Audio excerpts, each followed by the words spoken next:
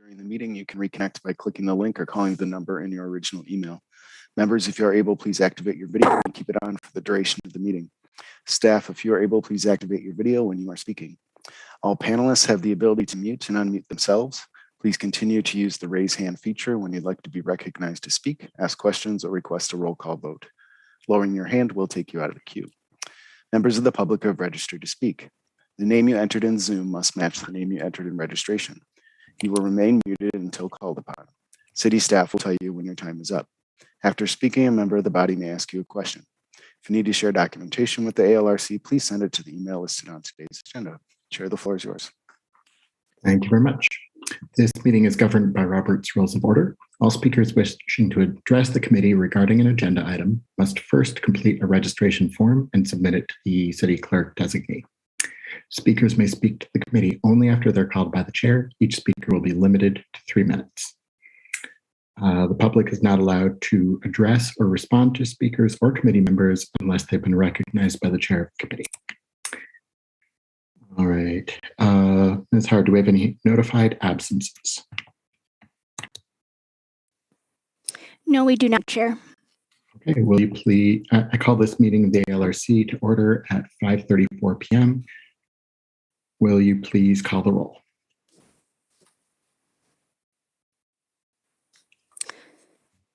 Alder Carter. Absent at the moment. Chair Donnelly. Present. Present. Vice Chair Fletcher.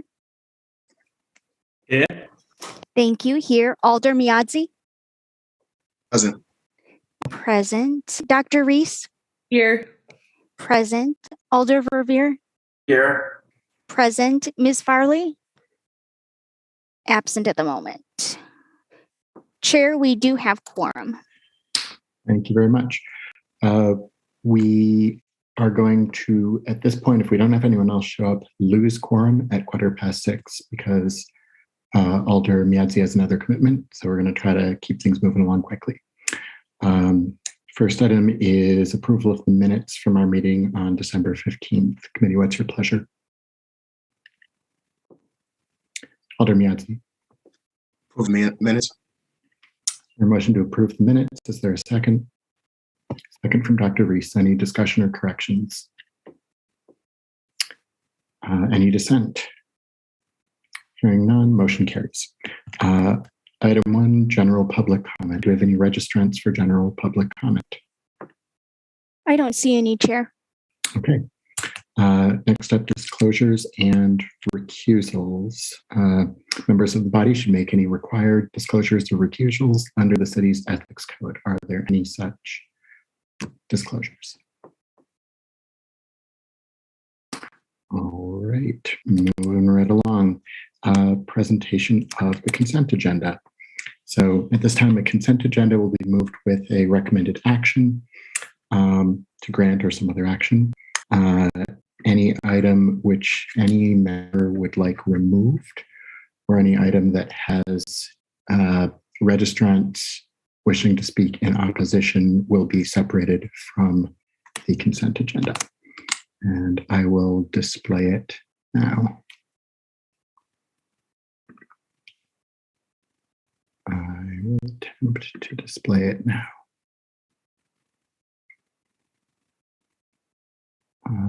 Maybe I'm not able to display it.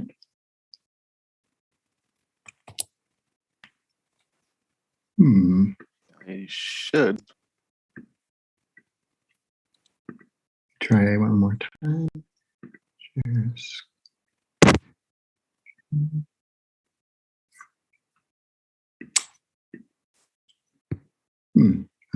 Not sure what I'm doing wrong, but it is not a complicated consent agenda, fortunately. Ms. Har, will you let us know what items are on it, and then any members who wish can remove items. On tonight's consent agenda, we're recommending to council to grant items 4 through 6, change of agent for each of those, and then recommending to council to adopt item number 9, which is amending a section of the Madison general ordinances. Right. Would anyone like to remove any of those items from the consent agenda? Seeing none, is there a motion to accept the consent agenda as proposed? Mr. Fletcher? Do I have a second? Yeah, Zay, seconds. Second from Alderman Yance. Any discussion? Any dissent? Seeing none, motion carries. Ms. Har will now read off the items which have been disposed of. If that is the only item you are here for, attendees, feel free to go about your business tonight. Ms. Har.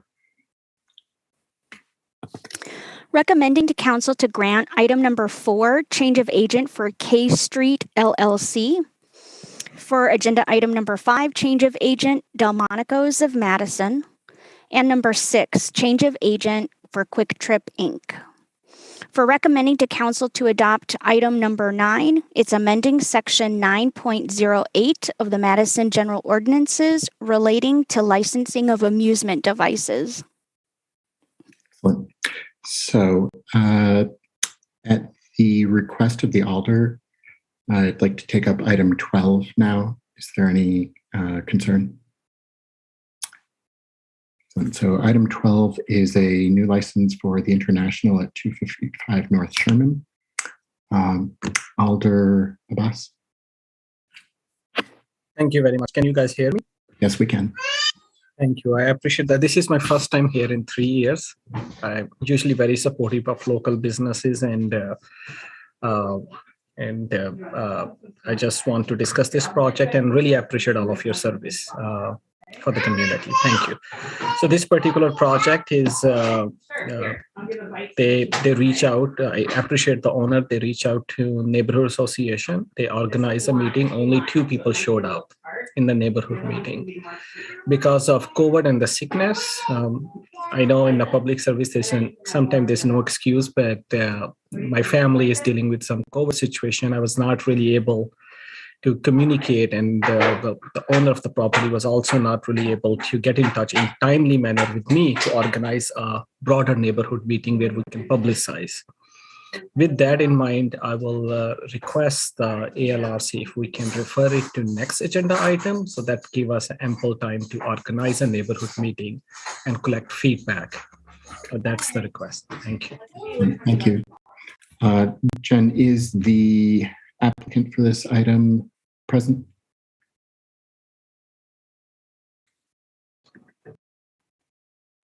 Yes, it shows a Laura Gronier. Laura, are you here to speak about the International? I am. Can you hear me? Yes, we can. Well, we are a neighboring business to this applicant, and we have never been brought, this has not been brought to our attention until we received the postcard. So as far as a neighborhood association meeting, we were not notified of a meeting of any kind, and we're curious to know more about this project and how it's going to impact us as a neighboring business and the neighborhood as a whole. By all means. Well, it sounds like Alder Abbas is trying to get that together. So it doesn't look like Apollo is here. So Mr. Fletcher.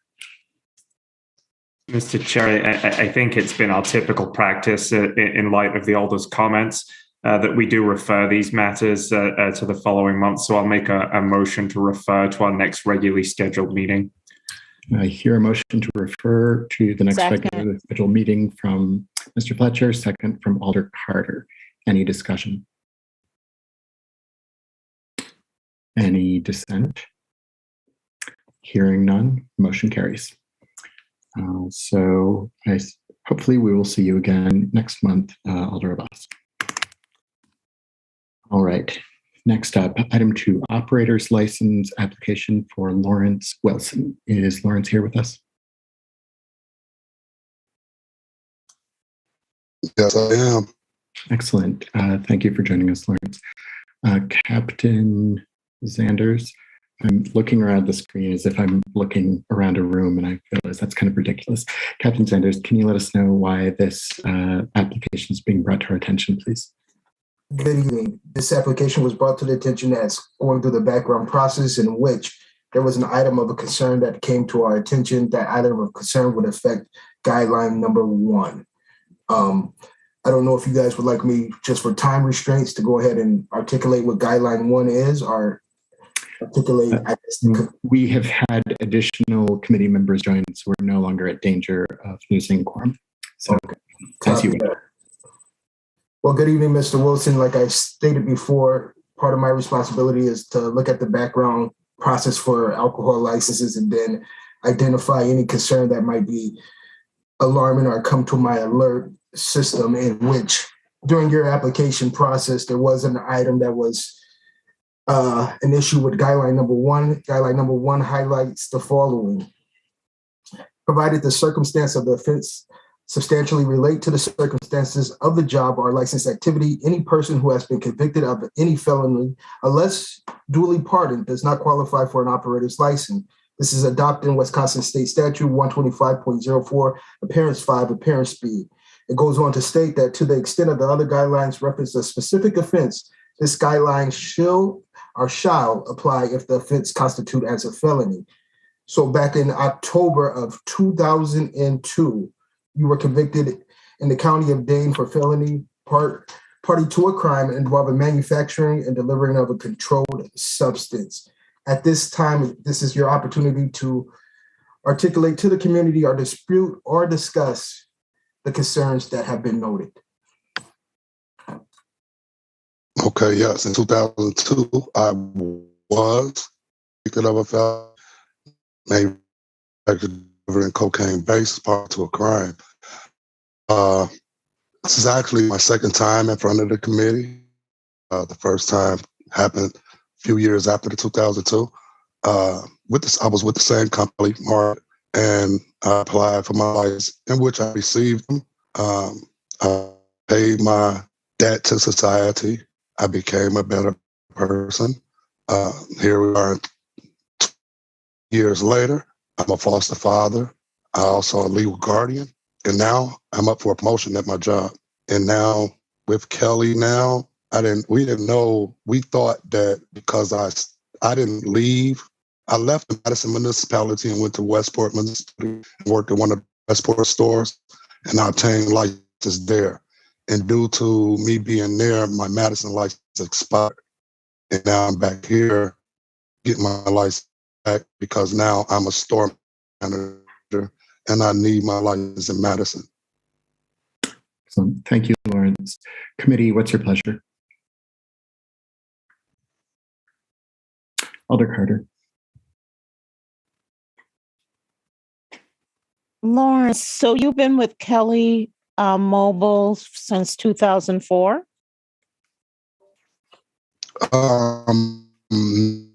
I've actually been with Kelly Mobile for the past 7 years. So we're looking at more like 7 years ago, 2000, I want to say 15, 16. Oh, okay. Okay.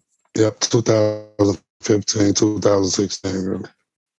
So then I guess I'm kind of confused. When did you receive your license from us?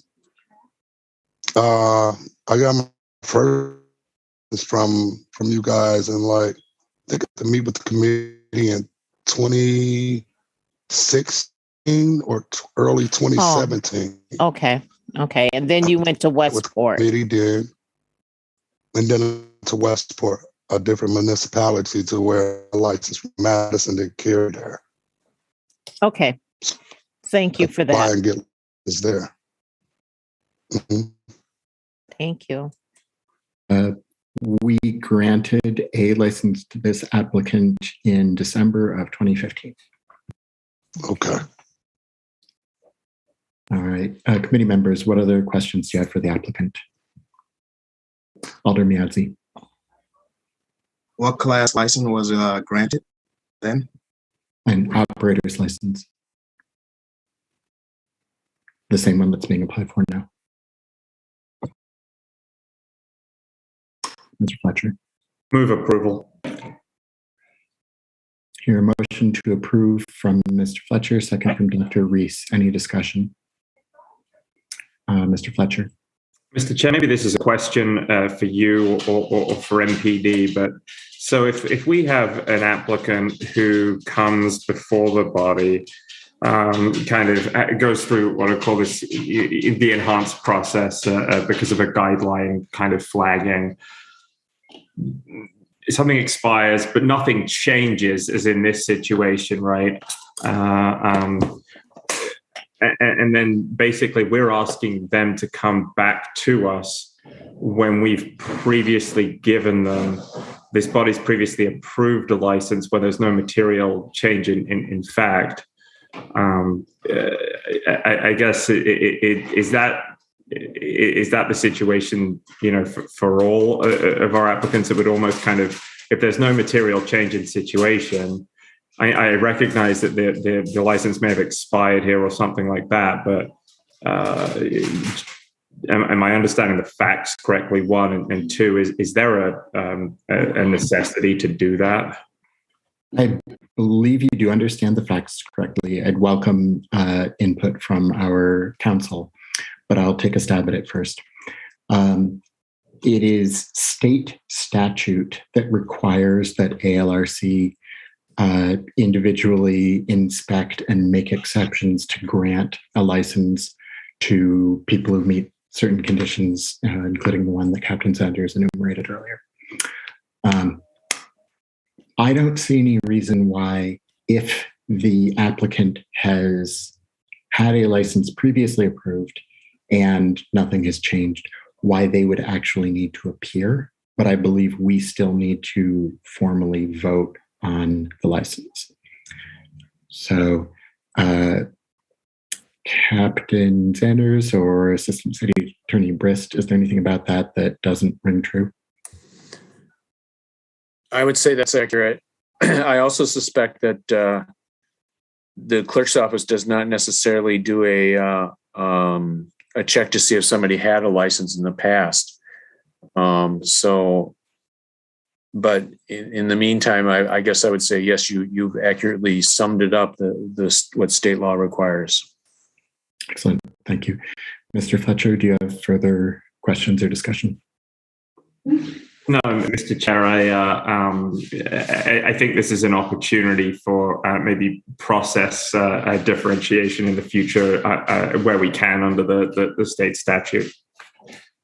I would wholeheartedly agree with a process update. Any further discussion of this motion? Is there any dissent?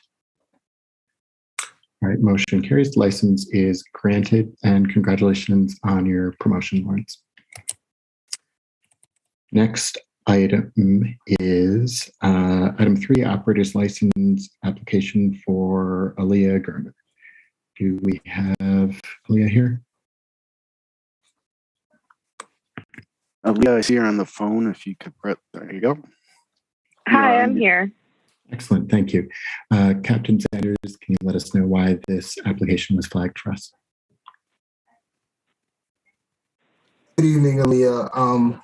Again, I think I want to be 100% clear in this process in which I state that it's not my intent to ever publicize or put anybody's material out there for the public to witness that is personal to them. However, I am bounded by statute, as the chair Donnelly stated or articulated earlier. So in reviewing your application, there was 2 alerts that came across my screen that reflected guideline number 3, in which articulates, provided by the circumstances of the offense substantially relate to the circumstances of the job or the license activity, any person who has been convicted of or has current charge pending for 2 or more offenses arising out of separate incidents within the last 5 years in following subcategories do not qualify for an operator's license. Your subcategories will be appearance B, alcohol beverage offenses, and then appearance C, possessing a controlled substance analog without a valid prescription or possessing drug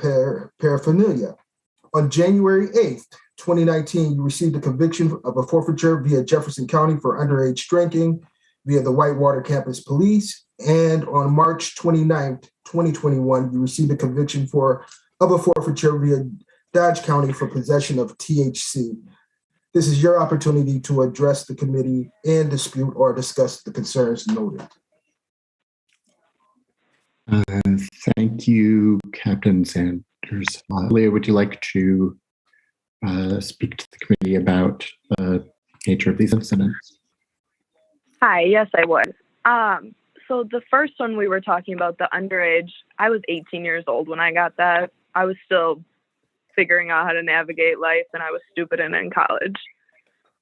And then as for the 2021 one, I originally moved out to Madison to change my entire life. I'm from Fond du Lac, Wisconsin, where there's not a lot of opportunities and there's a lot of drug and alcohol use.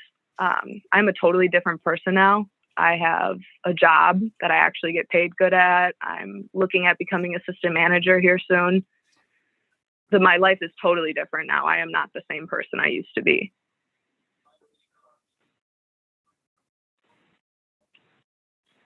Excellent. Thank you very much. Mr. Fletcher. Thanks, Mr. Chair. Aaliyah, just honing in on the kind of second kind of incident in 2021.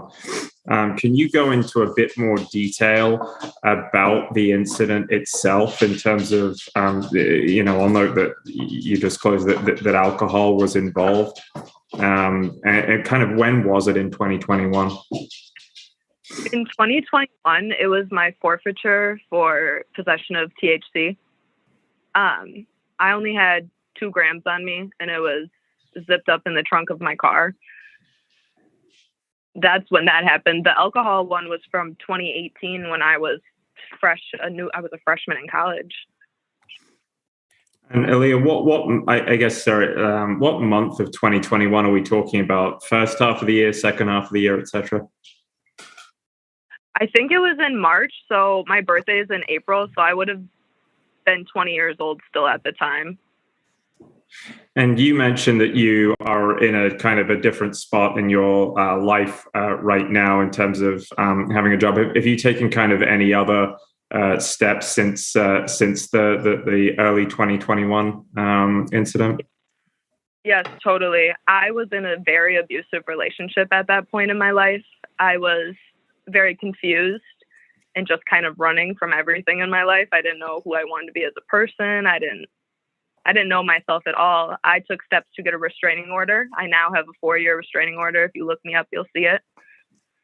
I'm totally out of that relationship. I don't conversate or hang out with any of my old Fond du Lac friends. I completely have changed as a person in the last year.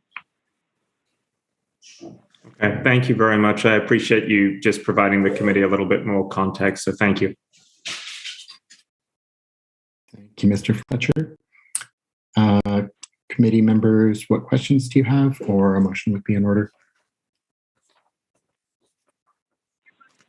Alderman Miadzi. I just wanted to ask Captain Sanders, what was the legal, I forget, there was something passed on a public safety review committee as far as the legal amount of marijuana. Is that still something that, I don't know, something that the legal, I don't know, whatever you want to call it. You know what I'm thinking, you know what I'm talking about as far as the amount that you can carry, or? I think that's a good question for the city attorney's office. If I'll interject, Alderman Miadzi. We have had a number of applicants in the past who have had marijuana-related offenses. I believe the largest one that I remember us issuing a license to was in possession of approximately 5 pounds of marijuana. And I'm pretty sure 2 grams is a lot smaller than 5 pounds. All right. Know nothing about that, so I just decided to ask the question to. By all means.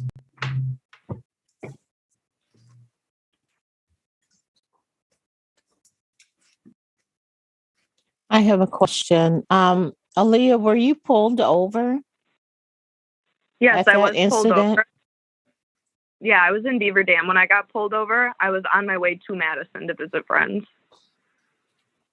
Okay, so was it a traffic offense? It was a traffic offense. But me and the officer, we actually had a really good talk when I got pulled over. We agreed that he was just going to make it a city ordinance violation because immediately when I was stopped, he said, I smell it. I told him where it was. I told him, hey, I'm going to a city where it's decriminalized within the city limits. I had no intentions of using it while I was driving. I don't want any problems. And he said, we're just going to do a city ordinance violation. I don't see you being a bad kid. I see you just doing dumb stuff. Okay, thank you. Thank you, Alder Carter. Any further questions?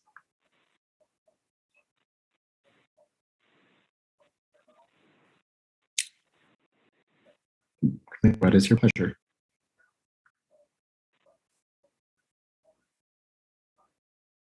Dr. Reese. I'll move to grant. Your motion to grant, second from Alder Verveer. Any discussion? Any dissent? Hearing none, motion carries. The license is granted. Congratulations, Leah. Hope you have a good night. With the committee's indulgence, I'd like to bump item 10 up next on the agenda because we have an interpreter here for that item. Any concerns? Excellent. So this is a new license application for Double 10 Mini Hot Pot at 600 Willie Street. And 许可证的申请是 Double 10 Mini Hot Pot 是600号 Willie Street。 Excellent. Ms. Hart, would you please swear in the interpreter? Do you affirm that you will accurately interpret English to Mandarin and Mandarin to English? Yes. Thank you. Okay, so who is the applicant who is before us? 那今天的这个申请的申请者是谁？是云峰潘，就是我本人。云峰潘。Yep. Okay. Yunfen, can you please tell us about your proposed business? 那么能不能给我们解释一下你这企业是什么？我们的餐馆是一个火锅店，小火锅，然后每个人有自己的小火锅这样的。然后我把那个新鲜的食材和肉跟蔬菜呢都端到桌子上，然后客人自己去在桌子上煮这样的。So our restaurant is a hot pot restaurant, like a mini hot pot where each individual would have their own hot pot in front of them, and we bring them out fresh vegetables and meat so they can cook their own food at the table. Excellent. Committee, what questions do you have for the applicant? 那委员会有没有什么问题要问申请人呢？ Alder Carter. Yes, thank you. By chance, were you located on South Park Street at one time? 那是不是在一个时期你是在 South Park Street 是营业的？是的，我在2016年到2020年在 South Park Street 有开业，是同一家店，同一个老板。然后那个时候我有啤酒执照。Yes, I was operating on South Park Street between 2016 and 2020, and it's the same restaurant, same owners, and then at that location we had a beer license. That's what I thought. You weren't far from Pick and Save. 我想也是，好像离 Pick and Save 比较近。是的，就在隔壁。Right, we were right next door. Okay, thank you. 谢谢。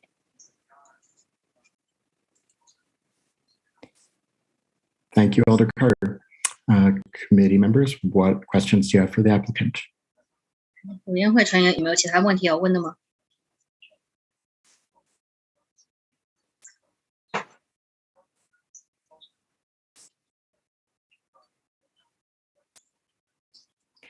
At the appropriate time, I have a question for you, Chair. And if there aren't any more questions, I'd like to move to grant. It looks like Mr. Fletcher has a question. Okay. Fletcher 先生有问题要问。 Thank you, Mr. Chair. One question for the applicant. So, and it's a minor item, but for purposes of us being complete about this. So, question 15 in terms of the completion of the responsible beverage server training course. The box is checked yes in terms of the liquor agent completing it, but what date did they complete that? 就是这个，虽然这个是个小问题，但是要为了就是所有这些表格都能够全面填得到，就是填的表格上面第15项问题就是responsible beverage training 这一条，就是说已经有完成了，但是具体完成的日期是什么时候？这个日期我记不住了，我是在2周前完成的。I don't remember the exact date, but I completed it 2 weeks ago. That's fine. I just wanted us to kind of have it at least in the record. The second part, question 25. So we asked for kind of the breakdown between alcohol, food, and other. And for your purposes, this is, for our purposes, as long as you're above 50%, that's fine in terms of a restaurant, right? But what is the 5% other here constitute? 另外一个细节就是第25号问题，就是说你的收入是怎么个比例？然后填写的是5%是90%是食物，还是5%是写的是另外？那只要是超过50%的话，就可以算是一个餐馆的营业。但是能不能澄清一下这？另外的5%是收入是指什么？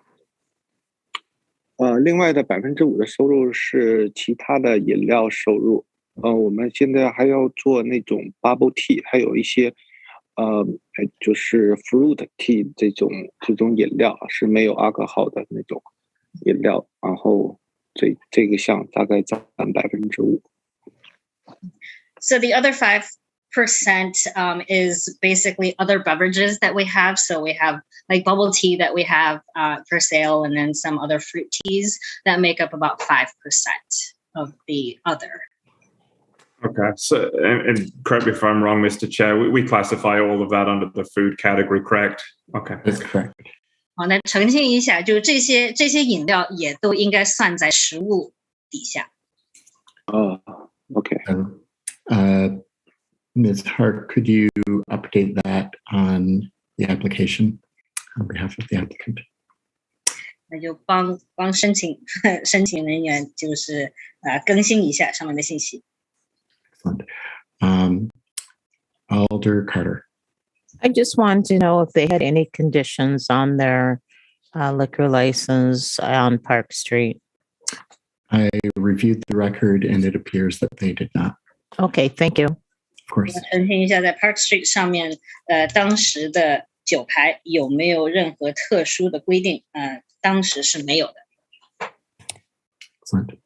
So, committee, any further questions or a motion? 委员会有没有什么其他问题要问的吗？或者是有什么动议？ I move approval. 动议批准。 Motion to grant from Alder Carter. Is there a second? 有没有人同意？ Second from Mr. Fletcher. Any discussion? 有同意，有没有其他想讨论的？ Any dissent? 有没有反对的？ Seeing none, motion carries. License is granted to Double 10 Mini Hot Pot. 那 Double 10 Mini Hot Pot 的酒牌就被批准了。好，谢谢。 Congratulations. Thank you. 恭喜。 Next item, just a little way down the street from there. Item 7, change of license conditions for Cafe Coda. Do we have an applicant here for this item?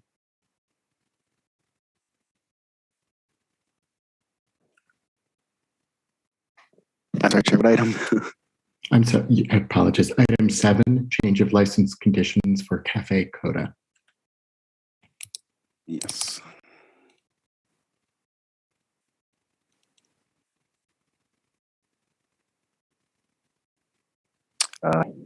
Hannah John Taylor, you should have a prompt to unmute.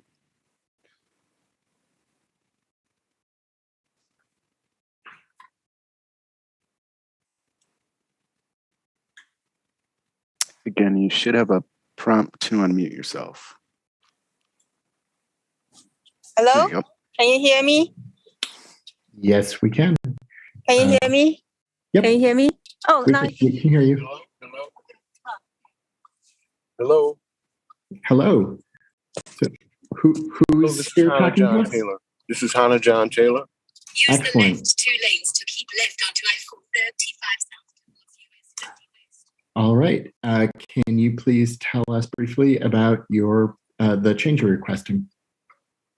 Well, Cafe Coda has celebrated almost 4 years of being a successful jazz club, and we had requested for an extension about a year and a half ago for a 1 o'clock license to give us the ability to increase our revenue, and that was granted to us.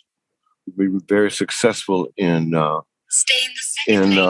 that license, and at this point, we feel that it is really necessary for us to have just 1 more hour for Friday and Saturday for our presentations and for our activities, because we find that, you know, as well behaved as our crowd is, we are forced to put them out at 1:45.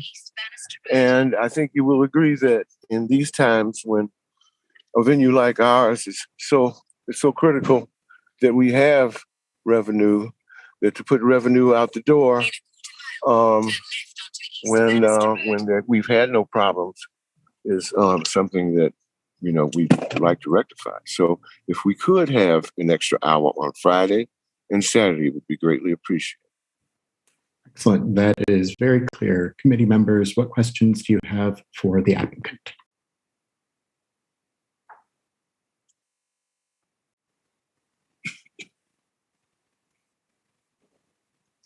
All right. Do we have any other, or Alder Verveer?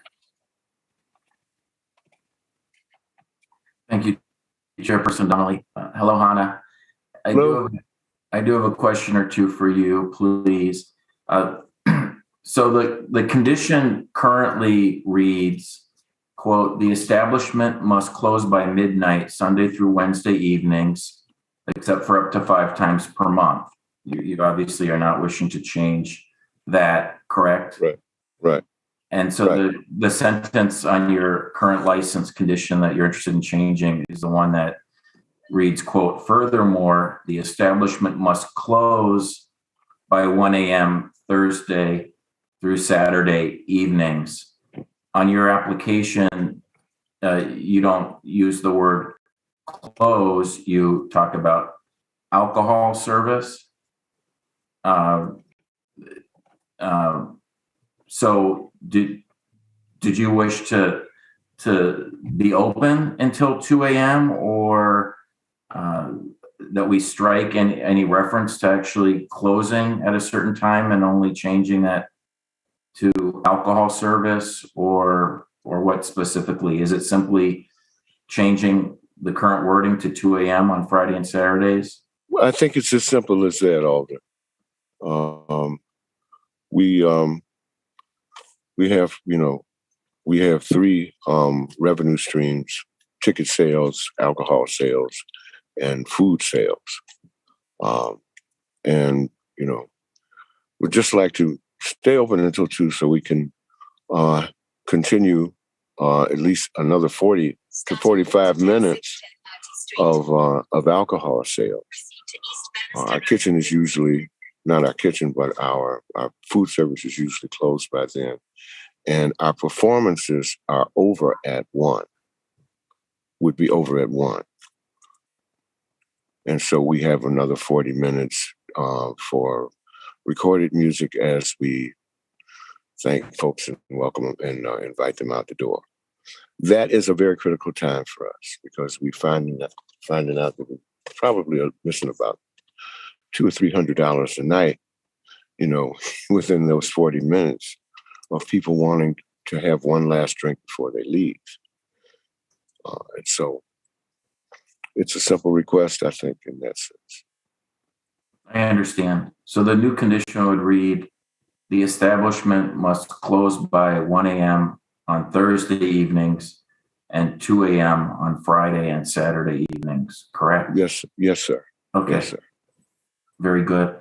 And then furthermore, was just curious if you've had a chance to discuss your request with the alderperson of the district, Brian Benford, and or the Marquette Neighborhood Association. I have had a chance to speak with Brian, and he has supported it.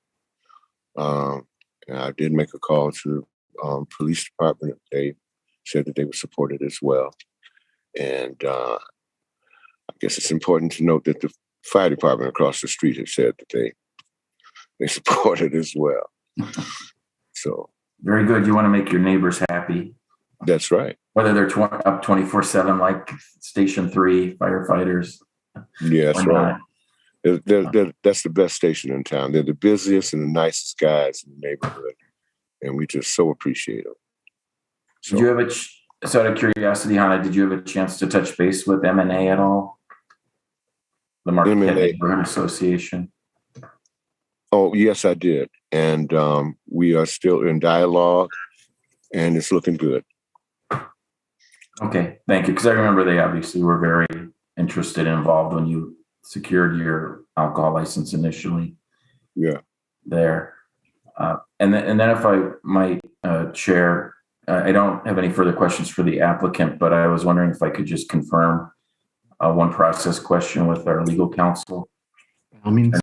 Attorney Briss.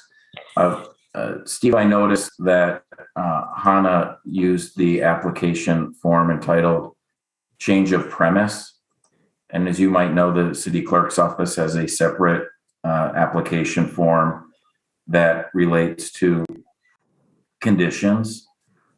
And I was just wanting to make sure that we have no process concerns, that we have the correct, that this instrument, this is okay.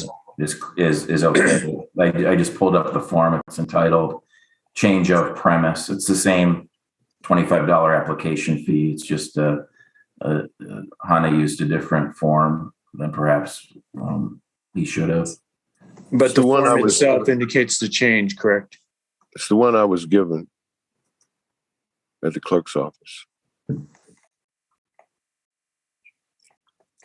As long as we're approving, we have an application, we're approving the changes indicated on the application, and we're approving the application, approving that change, I would think that we would be able to defend ourselves in this. That's what I thought too. And Hannah, by the way, I wasn't meaning to be critical in any way. I just wanted to make sure that there were no concerns and obviously the city clerk's office didn't catch anything and say you should have used a different form, but we do have a form, just future reference, that is entitled Change of Conditions, which is what you're really asking for. Change of premises is more if you're doing a remodeling sort of thing or wanting to increase capacity, that sort of thing. Okay. But I don't think we obviously have no open meetings law concerns or anything because the agenda is clear as to what you're asking us to do. That's the only part I would have worried about, and it's not a problem. Any further questions, Alder Verveer? Nope. Thank you very much. Thank you, Hannah. Thank you, Steve. Thank you, Alder. Alder Carter. I just want to get a clarification. You're going to be serving alcohol till 1 o'clock, but you're going to be open until 2 a.m., correct? We'll probably be serving alcohol. Our last call will probably be about 1:15. Okay. And yeah, our doors will be closed of any patrons by 2. And I think that's the standard operating procedure for any 2 o'clock licensed venue. And what time does the kitchen close? Kitchen really actually closes around midnight. Okay. Thank you. Yes, ma'am. Mm-hmm. Thank you, Alder Carter. Alder Miadzi. Move to approval. Your motion to approve. Is there a second? Point of Second. information. Is it too late? Point of information. Is it too late for me to call that? It is not. So the current limitations on hours would already be until 2 a.m. on weekends. Is that correct? Currently, it's only 1 o'clock, I think. Like just in the without for a license without any additional requirements. No, without any additional requirements, it's 2 a.m. Sunday through Thursday and 2:30 a.m. Friday and Saturday. Okay, thank you. By all means. All right, we've got a motion and a second. Alder Verveer. Thank you. I just want to confirm that we've given enough guidance to Jen as to how the new condition would be worded. So I just wanted to confirm that the motion would be to keep the existing language of condition number 1, but the second sentence would be furthermore, the establishment must close by 1 a.m. on Thursday evenings and 2 a.m. on Friday and Saturday evenings. All right, thank you, Alder Verveer. Dr. Reese. I was just curious, based on Ms. Farley's question, do we even need to have that clause in that condition? Or can we just strike that and have the condition apply to Sunday through Wednesdays? I believe I'm thinking like we have received from council in the past is that if we did want to grant something that was substantially similar to what was applied for, but slightly more permissive, we would probably be in the clear from an open meeting standpoint. considering that it's a half-hour difference, and you know, to avoid coming back when it's about the same request.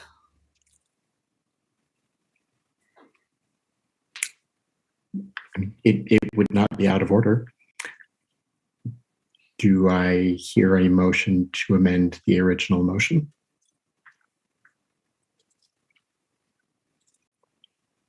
Yeah, a motion to amend the original motion, or a request for a friendly amendment to the original motion to just eliminate the weekend condition, the Thursday through Saturday condition.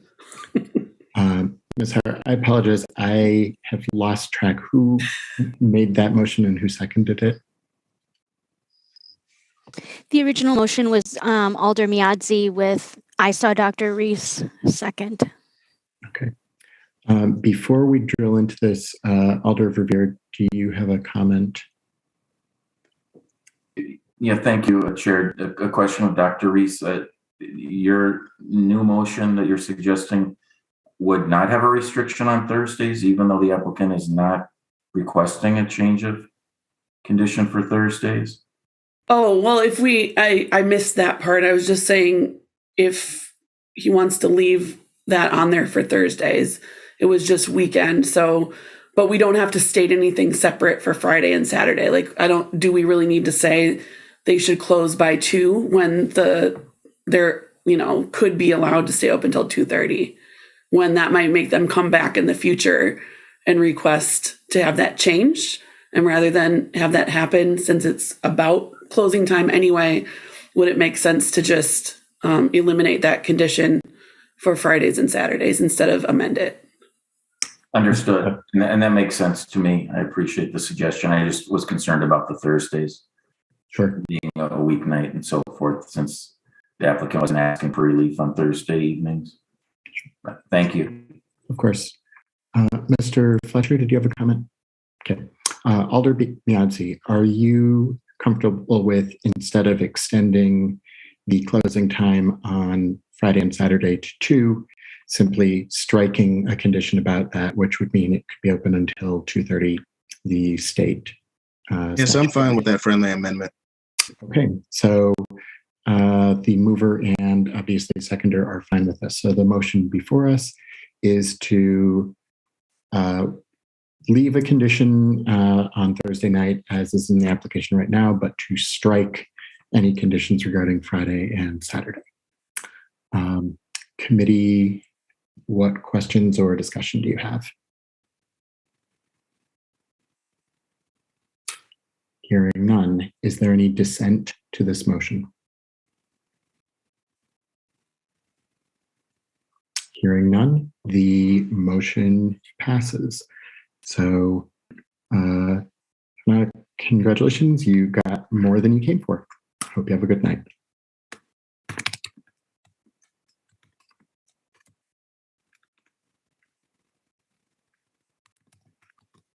Okay, we should take up item 8 when we get to item 13. So next we'll have item 11, a new license application for Eden Nails and Spa at 7870 Mineral Point. So do we have a registrant here for item 11? Yes. Hello. Hello, who are you? My name is Chami Dalkar, and yeah, just trying to apply for the liquor license for sampling Excellent. wine. Can you please describe your proposed business to us? Our business is a nail spa. It's on Mineral Point Road. We do manicures and pedicures. We would like to give our clients complimentary sample wine. But yeah, this is a new business. Have never opened a spa in Wisconsin yet, but very excited to do it. Been in the beauty business for over 10 years. Excellent. Thank you. Before we dig into this, I have a question for Assistant City Attorney Brist. And Yes. I bet you can guess what the question is. On-premise consumption is normally done on a Class B license rather than on a Class A. Is that what you're... In fact, that was my second question, but... Sampling implies that as a Class A liquor is that they're going to sell liquor by the bottle or wine by the bottle. I don't know if that's the intention of the licensee, but there are regulations govern the applicant, I should say. There are regulations regarding the sampling, which I could double check. It sounds to me like what she really wants is a Class B license to serve alcohol by the glass. For on-site consumption. I know that there are also some limits on the types of businesses to which we can grant a Class B license. Is a nail salon a business where we'd be permitted to do this? That's a good question. Let me take a look at my manual. Okay. While you're looking at that, Ms. Farley. Yeah, I was just going to say it's my understanding that spa salons cannot be granted a Class B, although I think it is standard to grant a Class A for samples in these instances. Okay. Chemi, fire away. Is there precedent for the committee having done this in the past? I haven't heard about this before. I'm not aware of one. Ms. Farley, are you talking about a case in another jurisdiction? Yeah, there'd be recommendations or at least document on from the state revenue. Okay. Let's hear from Assistant City Attorney Zillivi and then Alder Verveer. Hi, I think I do recall reading something from Department of Revenue allowing sampling like this in hair salons, nail salons, that type of thing. I'm looking right now to find, because I thought I printed what I had read. So just give me a second to see if I can find that. But I recall reading something that did authorize this type of activity. Excellent. Alder Verveer.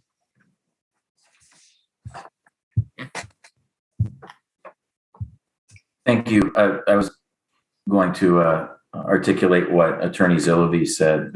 My recollection is there is a Wisconsin Department of Revenue guidance from the revenue agents there that Class A's were lawful for this sort of business. And this committee did grant a Class A license with Attorney Zilovey's, or perhaps it was Attorney Allen's advice to a hair salon at the intersection of West Doty and South Carroll Streets a few years ago. Okay. Ms. Farley, do you have further questions or comments? Okay. Assistant City Attorney Zelli, and then Alder Carter. Sorry, I forgot to lower my hand, but I know that I did see it. I just can't find the little blurb from them, but if you remember it, and also we have a specific example of another one where we granted it, I feel good about it. Yeah. Okay. Alder Carter. I was just going to echo Alder Verveer regarding the hair salon that's downtown that we granted a liquor license to. Thank you. Excellent. So thank you everyone for indulging my question. Now we can actually begin.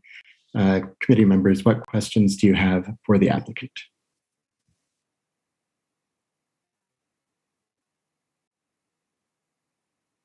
Mr. Fletcher. I guess given the conversation about the Department of Revenue's fact sheet that I think Ms. Farley and others are referencing, is the applicant aware of some of the restrictions around the use of the Class A license in the kind of nail salon environment? Jamie, can you respond to that, please? Yeah, so previously I have worked at a nail salon for about like 5 years, and they have a liquor license there. They serve from 11 to 7, all complimentary, of course, no selling of liquor. Also, we were serving each client about like really small amounts, like 3 ounces per clients. Yeah, I mean, what you're saying kind of computes pretty well with the Department of Revenue's fact sheet. I just wanted to make sure that you were at least aware of some of the kind of parameters around it. So that's all. Thank you, Mr. Chair. By all means. What other questions do you have for the applicant? Committee members? Alder Carter. Yes, Jimmy, are you already open? Is Hello? your business open? No, we're not open yet. We are hoping to open in beginning of February. We're having some problems with the delays of trucking and stuff, where we haven't gotten our furniture, so that's what's keeping us behind. We need our pedicure chairs, and they've been telling us that some parts are not in to put it all into one piece and ship it. So we've been just waiting on those. And are you in a location that was already a nail salon previously?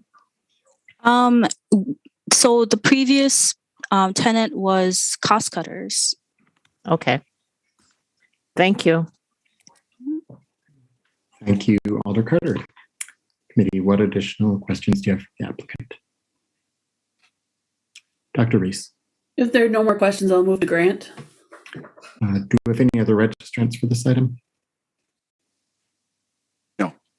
Excellent. So here, a motion to grant from Dr. Reese, a second from Mr. Fletcher. Or is that a question? Okay, second from Mr. Fletcher. Any discussion? Hearing none. Any dissent?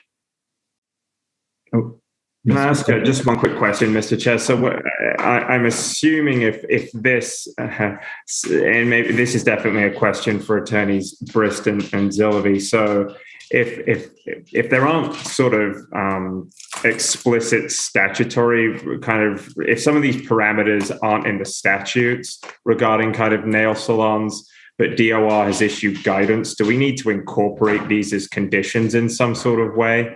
Or are they bound by the Department of Revenue's guidance? I don't think they're necessarily bound by the department's guidance, or they should be bound by it, but they may not know it. So I think if we know the guidance, we could include it as a condition. Jennifer, do you have any thoughts? Yeah, I think it would maybe be good to state what the guidance is, and I can read it off if you want. Please. Samples must be provided free of charge. 2 samples of fermented malt beverages per person per day, not to exceed 3 fluid ounces per sample. Samples must be provided between the hours of 11 a.m. and 7 p.m. Samples may not be provided to underage persons. Fermented malt beverages provided as taste samples must be sold by a wholesaler and invoiced to the retailer. Samples must be served by licensed operators or servers under the immediate supervision of the licensed operator, licensee, or agent of a retail corporation or LLC licensee. And then it's the same for intoxicating liquor and wine and champagne. In terms of has to be free, 2 samples not to exceed 3 fluid ounces, 1 sample of distilled spirits per person per day not to exceed 1/2 ounce, samples between the hours of 11 a.m. and 7 p.m.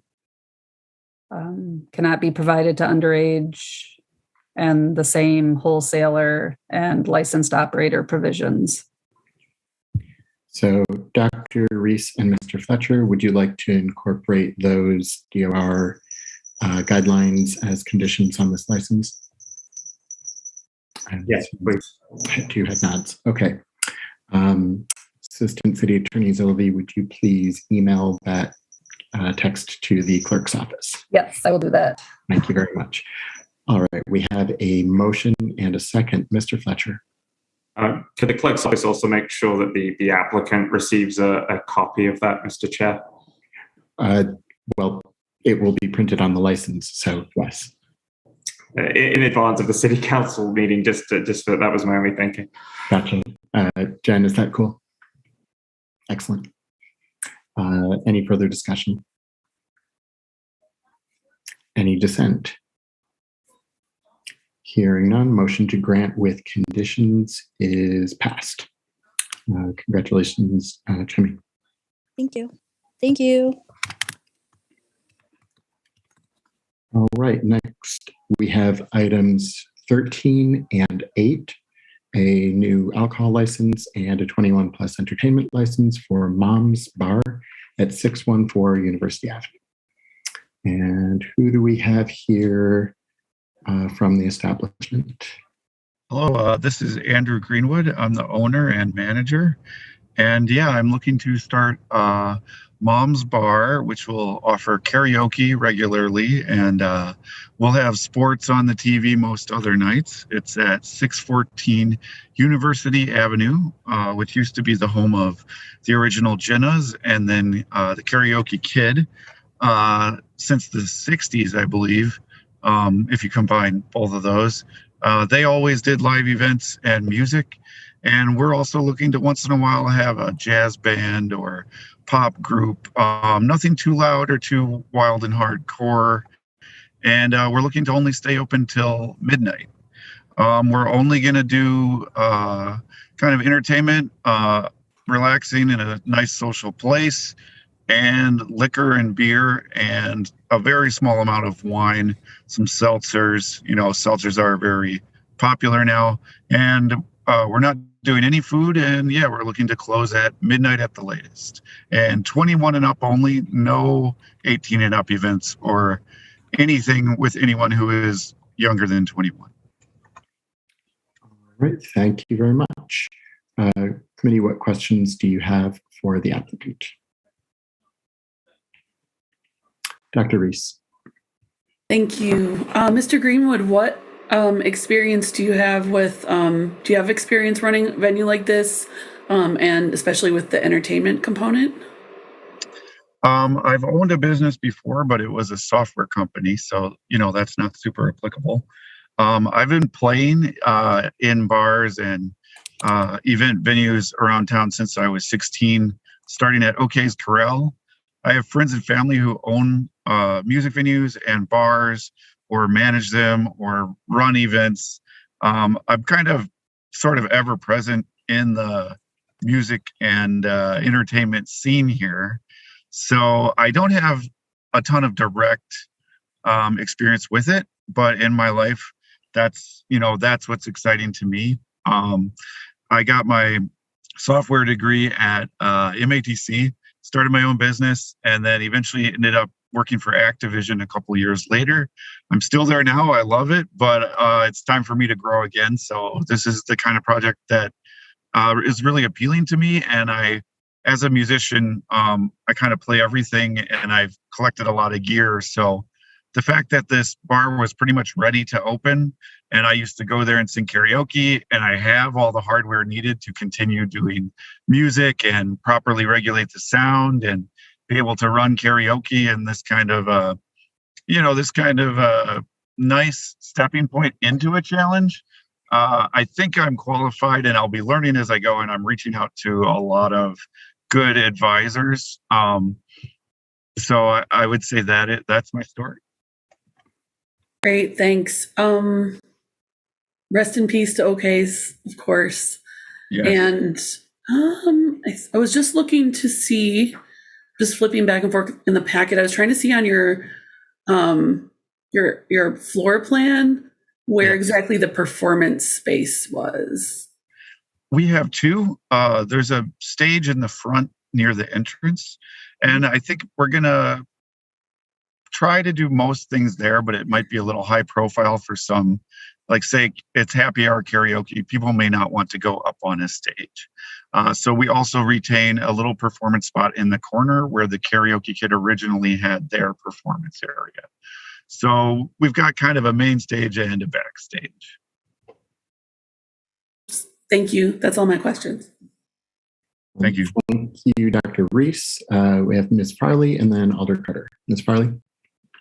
Yeah, this might be more of a point of information. On the application, I see it says that you won't allow patrons under the age of 21, but it is written that with the exception of a legal guardian. For the legal folks on the call, is that consistent with the application, or should that be removed?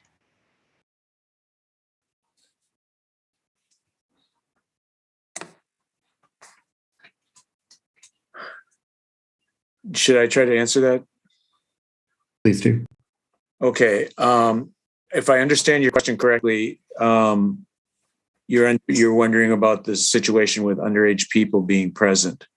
If they're not serving food, and this is basically a restaurant, a bar, which is what they're seeking a license as a tavern or a bar, then underage people are not allowed to be present unless they're accompanied by the parent, guardian, or spouse of legal drinking age.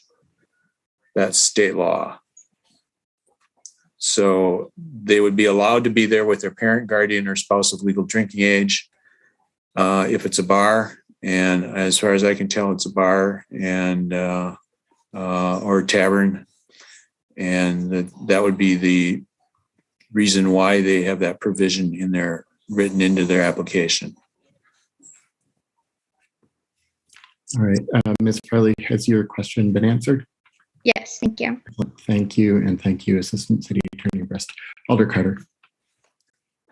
When you say there's no food, is there snacks like potato chips, peanuts, or nothing, period? We have non-alcoholic beverages, and then if we do snacks, we're going to do them for free, similar to how Jenna's currently does it. Looking into the legal side, I don't think I can sell food at all, but I do think it would be nice to have maybe, a bowl of nuts or something. Or popcorn or something. Yes. Okay, Yes. got it. Yeah. Thank you. Thank you. Excellent. Thank you, Alder Carter. Committee members, what other questions do you have for the applicant? Right. Who else do we have registered to speak on this item? I see Alder Heck is with us. Patrick, do you want to weigh in on this item? Thanks, Mr. Donnelly. I'm here primarily to answer any questions since I'm fairly familiar with the application and the business model, and I've talked at length with Mr. Greenwood about it. I think that at some point, despite the fact that we haven't really talked about the conditional use permit, it also needs to be granted for this because it's in the alcohol overlay district. It might be good for Attorney Zilliby to kind of explain what's going on with that. I understand she is familiar with that because I think the situation is, and she can correct me if I'm wrong, that for now the business needs to operate only as a tavern and not as a nightclub that would have the associated entertainment license. Although I'm hoping you can, if the committee so desires, they will go ahead and grant both the liquor license and the entertainment license, but with the entertainment license conditional upon their receiving that conditional use permit from Plan Commission, if that makes sense. But otherwise, I've thought that Mr. Greenwood, despite being a new operator, seems to have a pretty good handle on what's required to operate a business, and I'm particularly pleased that he's not interested in staying open till bar time. Excellent. Thank you, Alder Heck. Committee members, what questions do you have for the Alder and or Assistant City Attorney Zilliby? Mr. Fletcher. Can I just go back for a quick question to the applicant, Mr. Chair? So going back, Andrew, you mentioned kind of the advisors that you have in place in terms of implementing or designing your business plan and kind of what you plan to do for the business. What, I guess, given, again, that high density corridor down on University Avenue, what sorts of, are you going to have kind of staffing are you looking at for, for the establishment, especially with respect to security and kind of ID checking? Yes, I'm happy to answer that. We're looking into patron scan. I don't know if we're going to be able to afford patron scan to be there on day of open, but it's going to be the first thing on our checklist to get. I'm hoping to have that within, I'd say the first 3 months or less. That's the ID scanning system and face scanning system that most of the bars in that area use to kind of work together to report anyone who's too violent or often too drunk, and then you can preemptively keep them out of your bar. It also keeps track of anyone you've kicked out. I also am going to have a bouncer 4 nights a week to start, and I'm looking to get an experienced bouncer, and I'm looking to pay. I'm budgeting $20 an hour. We can move that up if need be, but I want to get a bouncer with a lot of experience in that area that is going to be able to, as I spoke with the captain of police for my area. I apologize for forgetting the last name right now, but we spoke about the scanner and a good bouncer on any night that's looking to be busy is kind of a system that works together where the bouncer knows enough to know who not to let in and to kind of look down the line if there is one and say, all right, you're being too loud, you're being disrespectful. Ahead of time, I want to let you know you're not getting in here tonight. And then also the scanner will keep track of things that don't come from just years of experience and interest in the bouncing trade. Now, as far as staffing overall, I'm looking to have 2 bartenders on minimum whenever we're open, and then the bouncer there whenever it's one of the 4 busiest nights. I'm thinking we'll likely do Wednesday, Thursday, Friday, Saturday to start, and we can tune that up and down as needed. The final piece of staffing is I'm going to be there whenever I'm not working my day job. With obviously I can't work 7 days a week every week. So every week or two in the first year, I'll take a day off. But I'm going to be there making sure things are getting cleaned, running team meetings, just making sure everybody is feeling like we have a good culture and all crises are met in a responsible and safe way, and just kind of being the glue whenever needed. I'm also very interested in the business itself, so that's going to be my way of really learning a lot about it before I would pass off to someone else to be more of a manager. Though I will rely on my staff and train them in all the things needed to be done, so I won't be sort of, you pulled me out of the equation for a week being sick, the whole thing crumbles. I'm not looking for that to happen, but I am looking to be there very often, if not every day, almost every day during the first year or two, to make sure I know how it works and I can make sure that when I pass that responsibility on more, I've earned passing that responsibility. Thank you. And just a technical question. So question 25, in terms of the alcohol to food and other balance, am I assuming correctly that your other listed there was really non-alcoholic beverages? Correct. And I was going to bring that up as a point, but one of the questions answered earlier in the night mentioned that non-alcoholic beverages are often listed as food or other. So I think my application remains correct, even though at first I thought that was a mistake. Go ahead, Mr. Chair. Yeah, other would be, non-alcoholic beverages do count as food.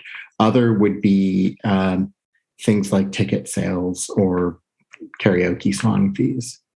Okay, we're not looking to do song fees, though we might do ticket sales or merch. And I think the main reason we would want to do cover charge sometimes is if it is getting busier than we want or rowdier than we want, we can charge $10, $20 for a jazz night or even for a karaoke night to get in if it helps keep people who don't really want to be there in the right spirit from coming in.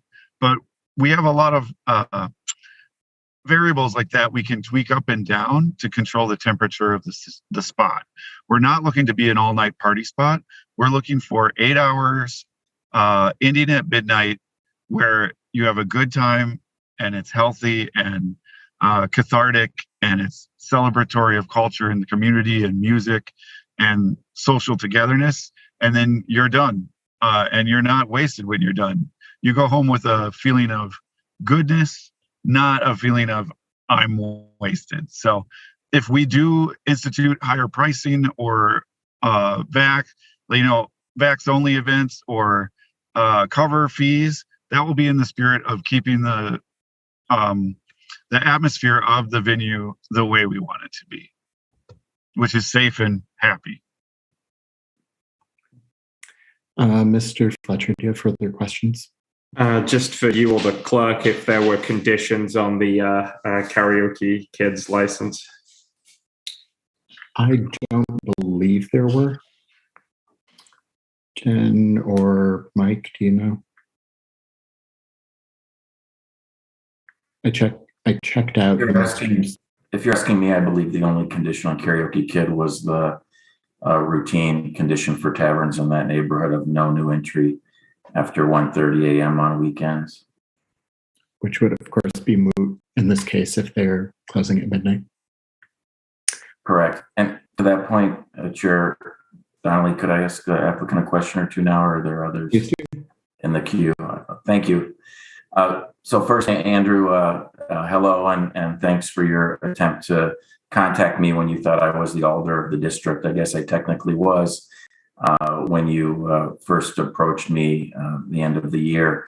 So I do want to just acknowledge and thank very much Alderperson Heck for immediately reaching out to you when I informed him of your pending application, that it was now in the second aldermanic district on New Year's Day due to redistricting of city council boundaries. But I do want to thank you for reaching out to me.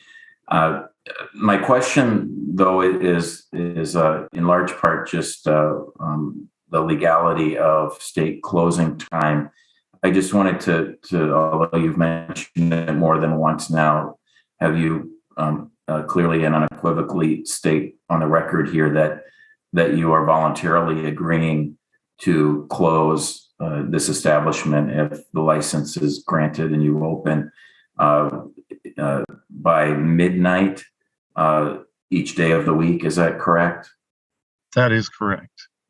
And to clarify what you and Alder Heck and others have worked out, it would not be that alcohol service shall cease by midnight. It was that establishment would absolutely be closed and all patrons would leave the premise by midnight, 7 days a week. That is correct in my understanding. And I think that means alcohol sales would have to end at 11:45 or earlier, though I would like to be granted till 11:45. I think it's a 50-person capacity. I can get people out of there in 15 minutes. I'm impressed you've read our ordinance. A lot of our license holders aren't aware of the 15-minute rule that's in our ordinances. So congratulations, and it shows you've done your homework. Thank you. Thank you. Thank you too. And I certainly wish you the best of luck. I know the block well and have been in conversations with Eric Taskey, your landlord's representative, about this application. And obviously they've vetted you and are very optimistic that you'll have a long-term future there. If I could, Chair, could I ask Captain Zanders at this point to share his thoughts on this application on this very sensitive part of the downtown next? Please do. Thank you. So, Captain, you've heard the question. That I presume that you and the applicant have had a good constructive conversation, and you obviously know the block and the overall area intimately from your years of working in that area, including weekend nights as a night fighter, community policing team sergeant. Could you share your thoughts on this application, please, with us? Our conversation was very constructive and receptive as well. I think the applicant did a good job of kind of identifying some of the early security needs that he will need to have in place in order to run a successful business in the downtown area. We did address the early warning signs and articulating that the bouncer is his first line of defense and that his staff should be under the understanding that they are protecting his asset. And protecting his asset, his business, everybody should be on board with recognizing any type of behavior that might cause his bar to not be successful or his tavern not to be successful.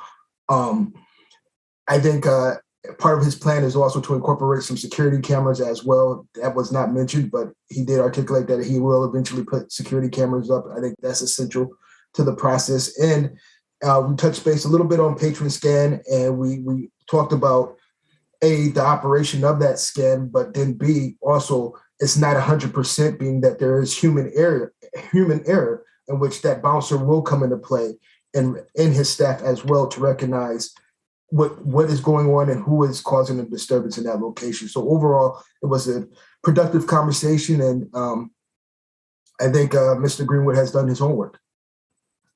Very good. Thank you, Captain. And thank you, Andrew. Again. Oh, actually, Andrew, why don't I ask one last question? I see that you might want to share something additionally with us. Oh, yes. I forgot to mention, I have already purchased a security system with cameras, lights, online and offline backup, and a phone app I can look at, to check on things when I'm not there. Thank you. Thank you. So thanks for your responses to my question, especially the important one that you're voluntarily agreeing to close earlier than allowed by state statute. And I want to lastly thank Alder Heck again for his immediate work on this and for joining us tonight, and also supplying his input in writing to us in advance of the meeting. So thank you all. Thank you, Alder Revere. Committee, what other questions do you have for the applicant or anyone else, perhaps about what Alder Heck shared about conditional use? Assistant City Attorney Zellaby. I assume Mr. Greenwood is aware that until the conditional use approval goes through, he can only have the entertainment that was there prior. So he can do karaoke as it was when it was Karaoke Kid, but he cannot have any other live music events until such time as the conditional use permit is approved. Yes. And that will be fine for us to do our soft open. It's actually a nice training wheels before we try to do any live events. Thank you. Okay. And I think it won't be an extended period of time until that approval goes through, maybe 40 days or so. So. Great. Thank you Yes, for that insight, Assistant City Attorney Zilliby. Committee members, what other questions do you have? All right. Jen, do we have any other registrants for this item?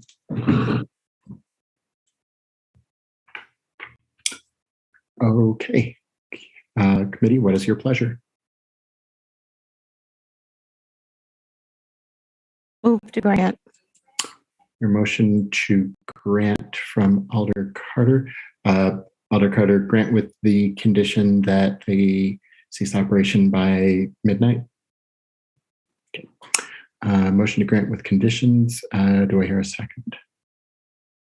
Second from Alder Revere. Oh, I'm sorry. Actually, I have another question. Alder Carter, is that a motion to grant both the alcohol license and the 21 plus entertainment license?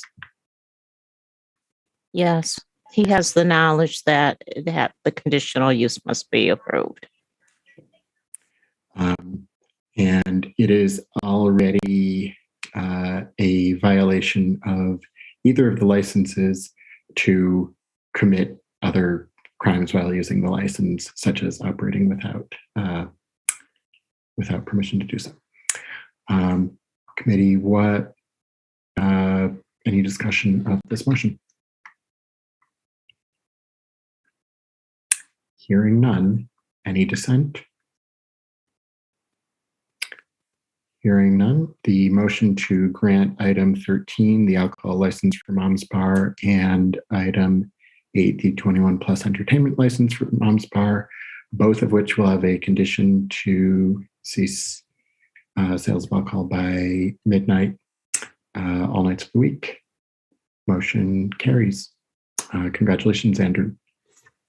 Thank you. All right, that brings us to item 14, Alder Verveer.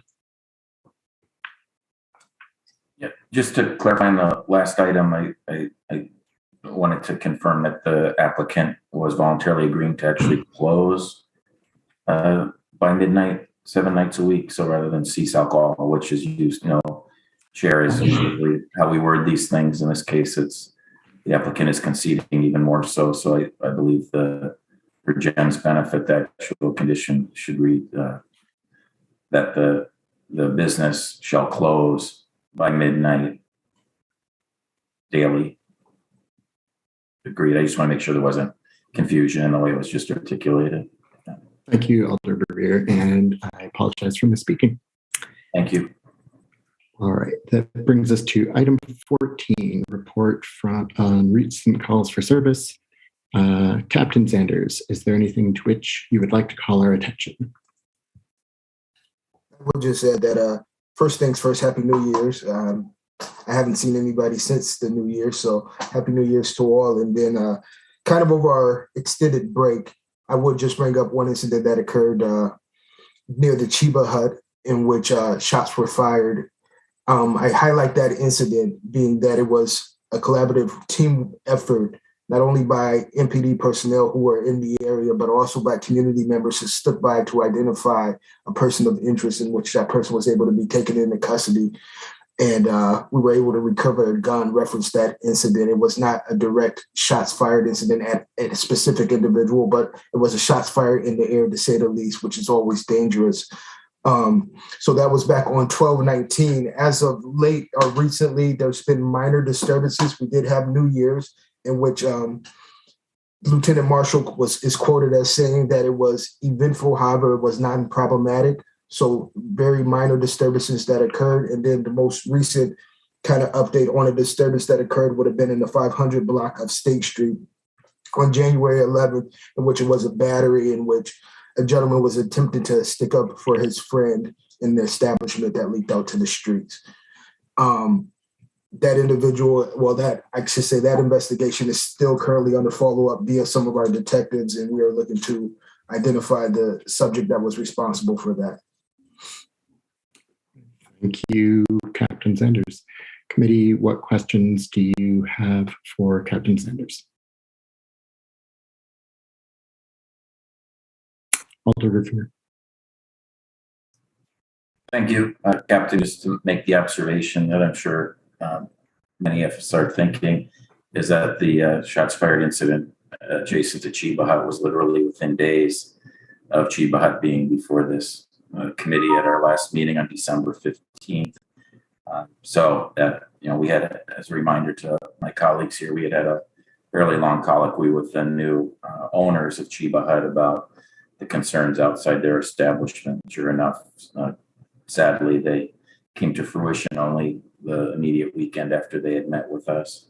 But luckily, and congratulations to your staff, Captain, that things were handled so well and this was made quickly, as you said, in that incident. I did want to ask you, Captain, if you could please identify the establishment in the 500 block of State Street with the second incident that you had just shared with us. Mondays. Did you copy that? Mondays? Mondays. Mondays? Yes. Thank you.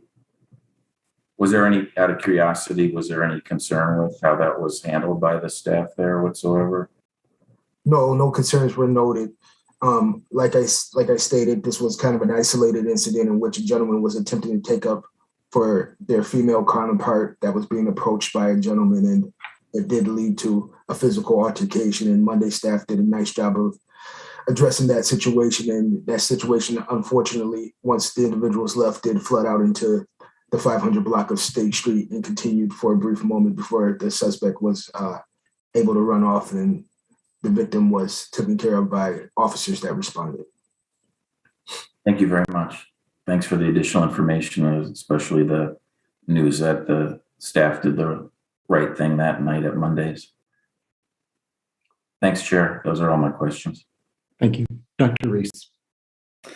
Yeah, just an observation based on that comment, how important it is for us to take the entire context of a situation into consideration when looking at what happens. Obviously, most of the time things are happening in the street. There's not a specific venue that caused it or has much control over what happens.